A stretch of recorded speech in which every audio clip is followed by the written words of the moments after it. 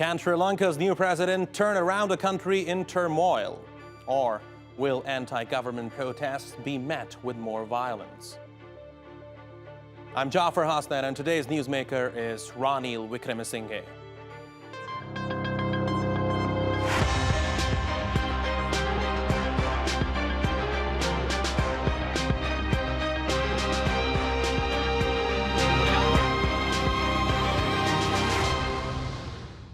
For many, the future of Sri Lanka's finances rests on an IMF bailout, but Friday's violent crackdown on protesters may have jeopardized that plan.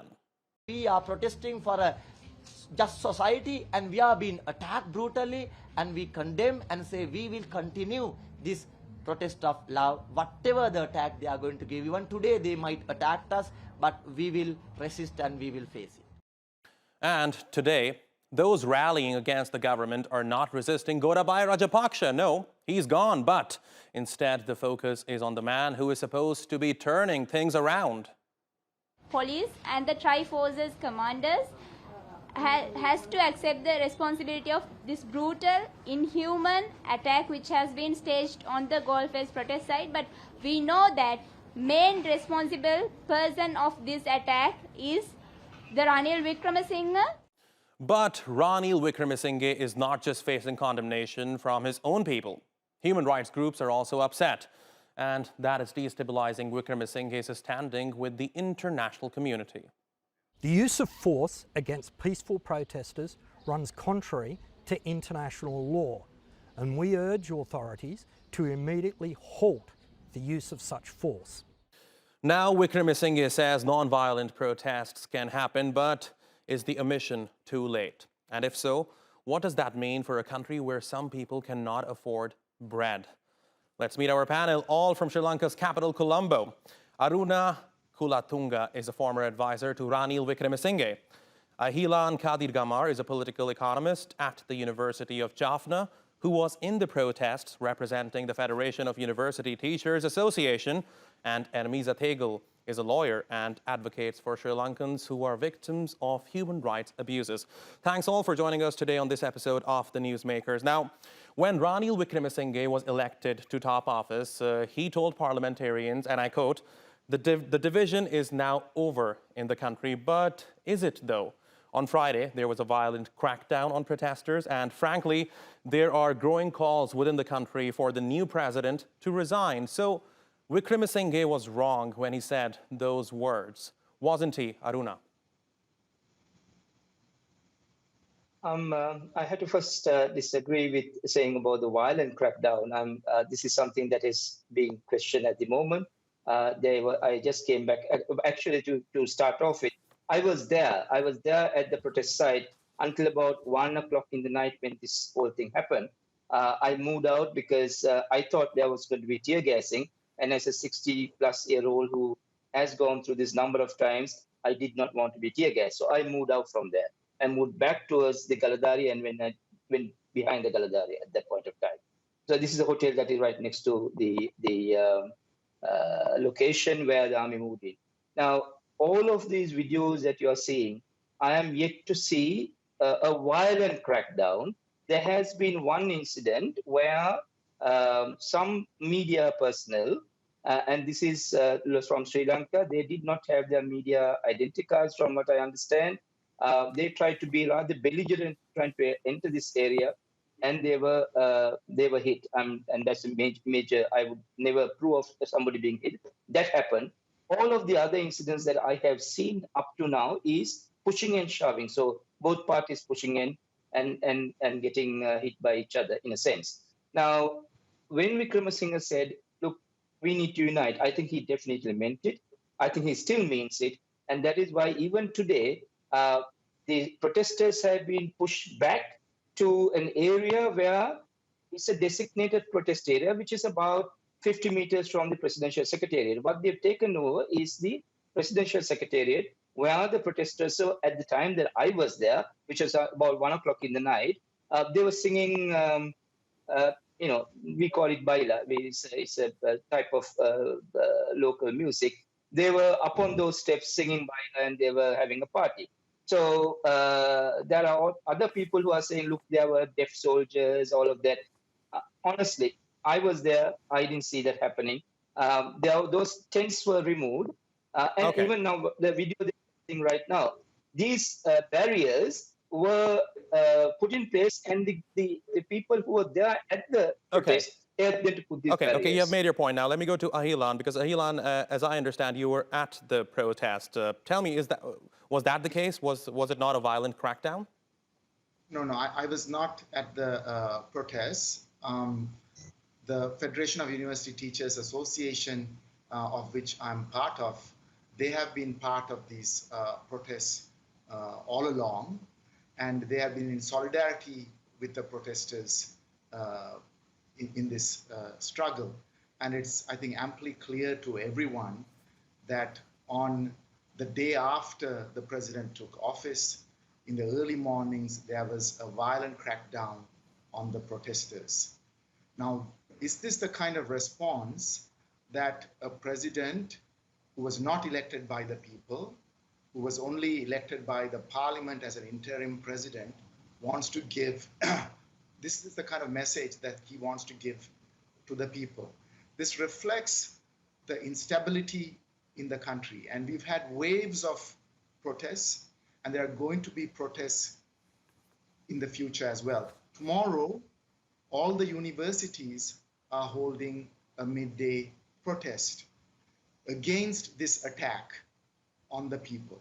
All the academics in this country who are part of the Federation of University Teachers Association are tomorrow remembering the brutal way in which the state has acted against peaceful protesters.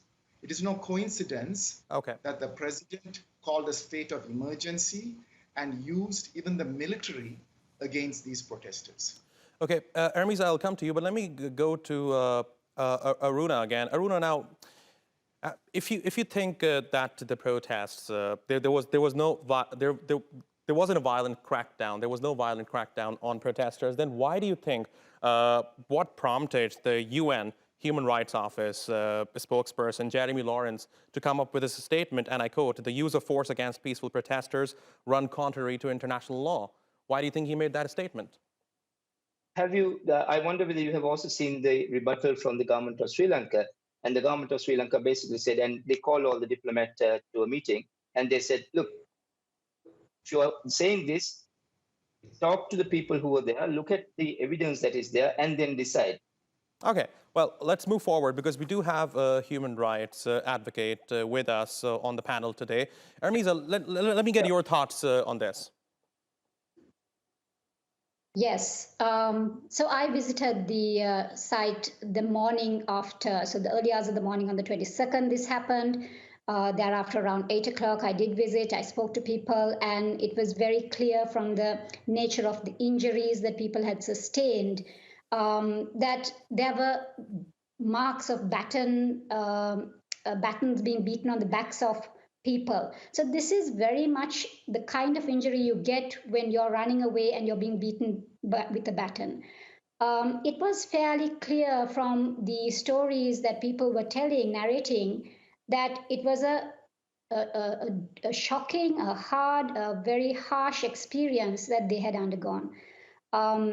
If in actual event that there was a clearing out of the protest site or the presidential secretariat building, there was no reason to do this in the early hours of the morning or under the cover of darkness. Really, there should have been something during the day where the protesters would have been informed and thereafter steps taken. This was extremely violent action, disproportionate to what the protesters were doing on the site. The protesters, as I think Aruna also mentioned, was singing. They were just being there at that site. There wasn't that show of aggression that required this kind of violent reaction. Okay.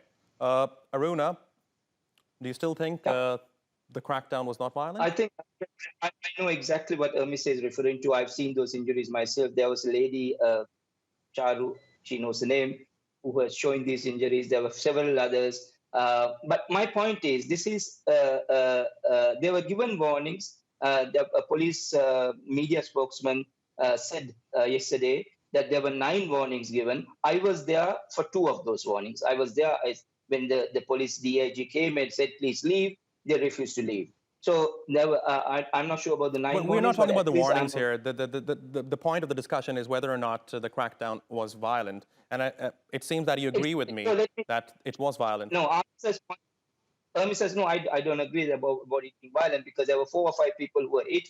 I'm looking at, if it is violent, if so many people were injured, I would apologize to everybody and say it was violent. But no, I haven't seen any of those evidence coming out. If there were hospitals, there were 9 people who were taken to the hospital. Out of that, there were 2 people who were hit on the legs. This lady whom Ermiza is referring to, I believe, didn't go to the hospital. They went to a private hospital, she said. But I've talked to her as well, and I've seen those injuries on her shoulder. Whatever. But at the same point, my point is that they were given ample warning to leave the presidential secretary. Remember, the police did not pursue and hit them into where the real Aragalaya or the protest area is. They took over the presidential secretariat, which is public property, the president... Aruna, if I may interject here, why would President Ranil Wickremesinghe order the security forces to do that when not long ago he had said that the country is not divided anymore, and I believe he wanted to unite the country, so why would he take such an action? No, agreed. I still, the president still is saying so. He's saying, if you want to do the article, in fact, today so was he it a nominated... mistake? Was it a mistake? No, I don't think it's a mistake. The point is that control has to be taken of the government officers. We cannot, Sri Lanka is in a very bad position, and we have to take control by force? Is that what you mean? Well, okay, let me ask you a simple question. If this happened in Turkey, if the we're not talking about Turkey, sir. The topic of discussion is Sri Lanka, and I want to move forward with the discussion right now. Ahilan, in one of your earlier responses, you had mentioned that that Ranil Wickremesinghe does not have the legitimacy to be in office right now. Expand on that for us. Why is that so? Ranil Wickremesinghe was completely defeated in the last parliamentary elections. He did not even win his own seat in parliament. His party, which was called the Grand Old Party, was reduced to 1 seat, and it was through a proportional representation seat that he came to parliament. He made a deal with the Rajapaksas to be first appointed prime minister, and it is the Rajapaksas who have now appointed him as president, their party. And this denial of this attack on the protesters is reflective of what the Rajapaksas have been doing over the last 15 years. They've been responsible for very grave human rights abuses. Every time, not only Sri Lankans, but even international actors point out their abuses, denial. And this is why the country has been unable to go forward. And we now see that Mr. Ranil Wickremesinghe taking forward the same politics as the Rajapaksas, using violence, cracking down, human rights abuses, and then denial. Is this what we are going to look at in the next weeks and months? And this is why people have to protest. Okay. And fight for our rights. Aruna, now, Ahilan does have a point, though. I mean, Ranil Wickremesinghe ran for the presidency in 1999. He lost. He ran again in 2005. He lost. His party only had 1 seat in the parliament. But given all these factors, he's still the president of Sri Lanka. It does sound a bit vague, doesn't it?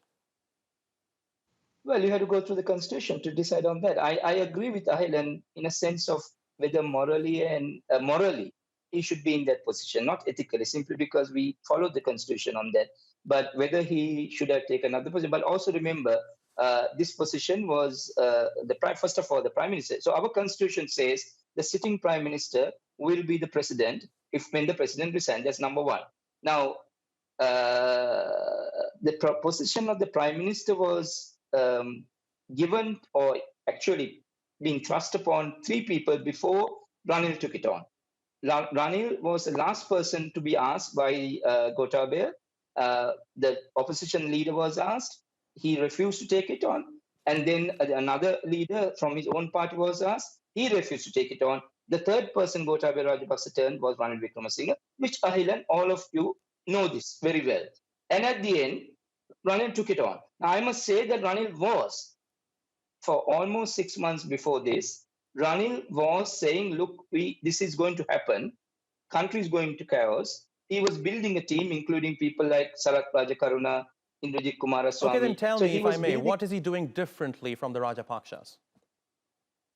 He will deal with the economy much differently to the Rajapaksas, number one. So he But hasn't done needs to anything have right now. You're saying he will be doing that. But what has he done differently up until now? Now, up to now, he has been negotiating with the people whom we should negotiate. And when this happened, IMF withdrew. And now they're back again. They're negotiating again. So that is a vote of confidence on Rajapaksa number one. Sorry, on Ranil Wickremesinghe number one. Then Japan is negotiating back again. Japan is pushing very hard for a Paris Club meeting, which should happen quite soon in the next 2-3 weeks. So we need to get our economy back into. And I said this before a number of times. These things have to go hand in hand. Political stability has to go hand in hand with the economic stability. However, unless we have the political stability, none of the people that we talk to in terms of the investors or the donor countries or even the people whom we are talking to in terms of getting the debt restructuring want to talk to us because they don't know whom to talk to. Okay, you have made your point.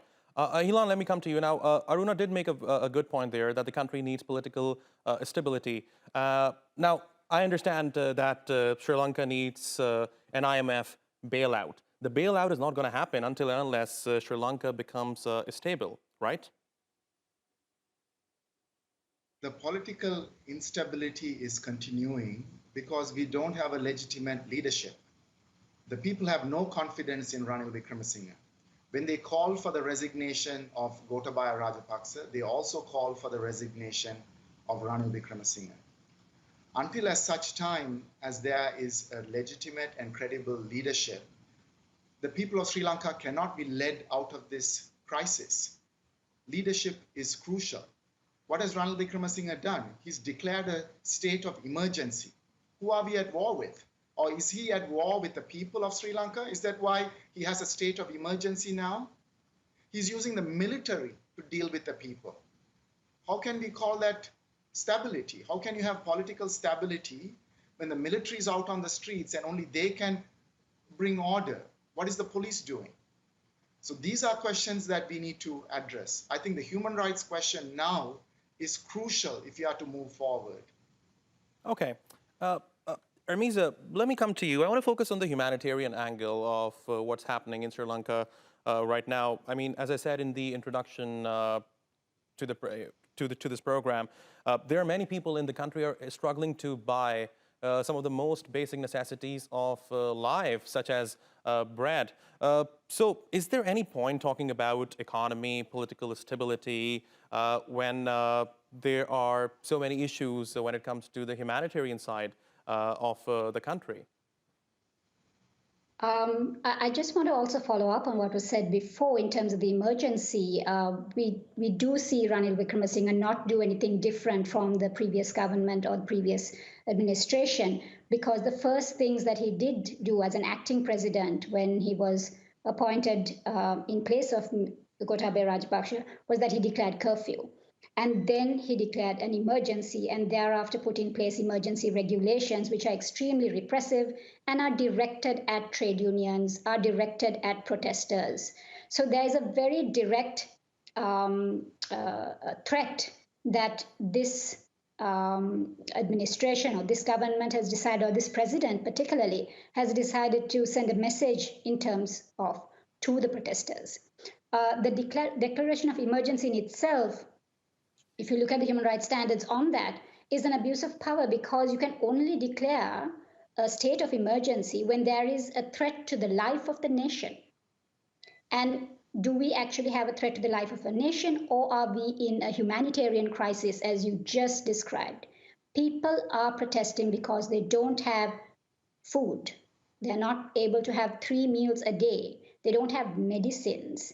They don't have fuel. They are unable to get to work. They're unable to find an income to provide for their families.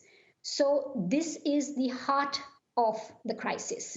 The political stability needs to respond to this. The fact that there are protesters on the street is not what is not stable.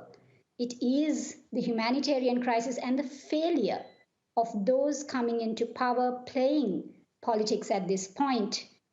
There seems to be some kind of musical chairs being played with the office of president and the cabinet ministers without responding to the people, without responding to the cries, the demands of protesters who are saying, give us basic needs, but also we recognize that this country has been in a bad situation politically for a long time. Okay, so as I understand, the most important and urgent issues to be addressed is relief for the people of Sri Lanka.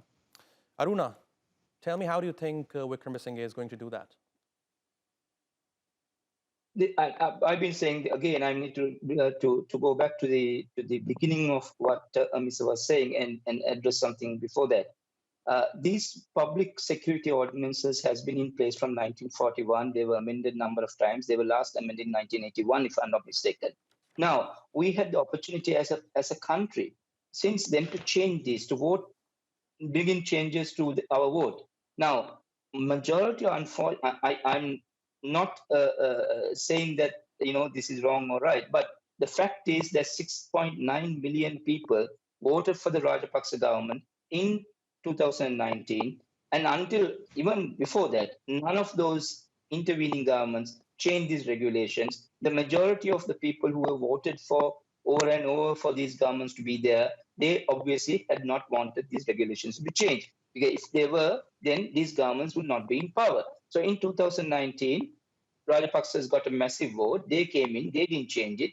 So Wickremesinghe also used a law that he could use to bring some kind of stability. In his mind, maybe he wanted to bring stability. Now, going on from that, as answer to that question, basically, we need to tackle a number of things. The biggest issue that we have is that we do not have the foreign currency or the foreign exchange to bring in the essential goods.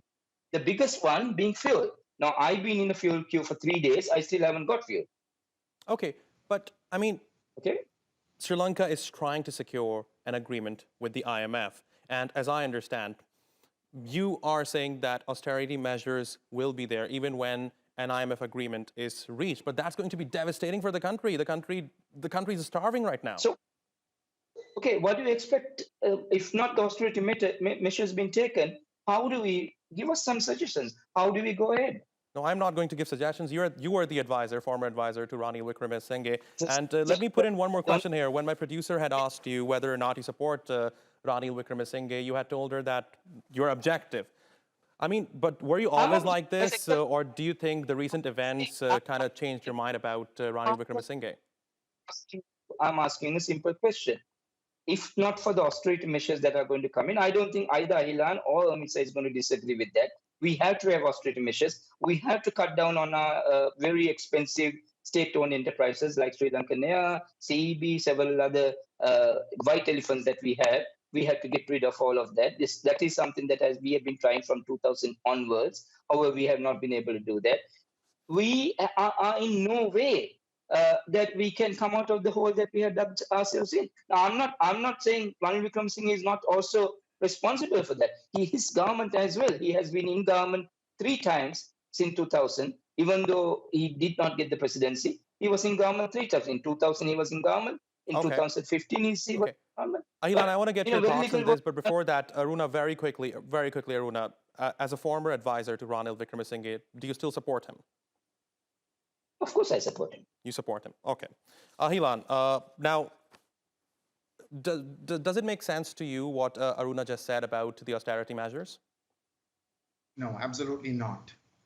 Because that is what I mean by there not being a leadership in Sri Lanka.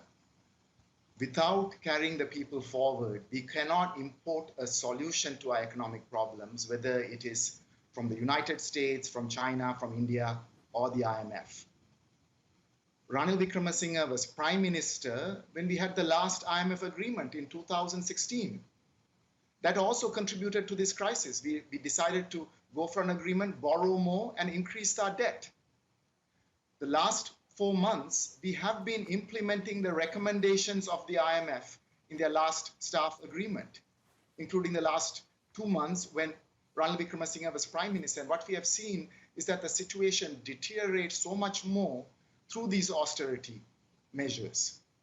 And the protests have mounted because of these austerity measures. We are looking at a situation of perhaps a famine in a few months' time if we don't address the urgent humanitarian needs of the people. We have to provide relief to the people. If going to the IMF agreement means more austerity, it's just going to completely devastate our economy. Even the World Bank and IMF claim that our economy is going to contract, negative 6 to 8% growth, negative. Basically, the economy is in collapse. More austerity is only going to further collapse the economy. Sri Lanka has gotten into this habit, and our elite are not taking responsibility of borrowing internationally. Okay. We don't want to redistribute wealth in this country. There's no income tax that has been increased. There's no wealth tax. We are happy to go and beg around the world. We don't want to redistribute wealth, Right. so that the need in this country. Ahilan, I mean, are this is such an important topic. I'll have to give you the last word. It does require a longer debate, but unfortunately, we are out of time. Aruna Kulatunga, Ahilan Kadirgamar, Ermiza Tegal, thanks all very much for joining us today on this episode of The Newsmakers. And thank you for watching. You can follow us on Twitter @_Newsmakers, and be sure to subscribe to our YouTube channel. I'm Jaffna. See you next time.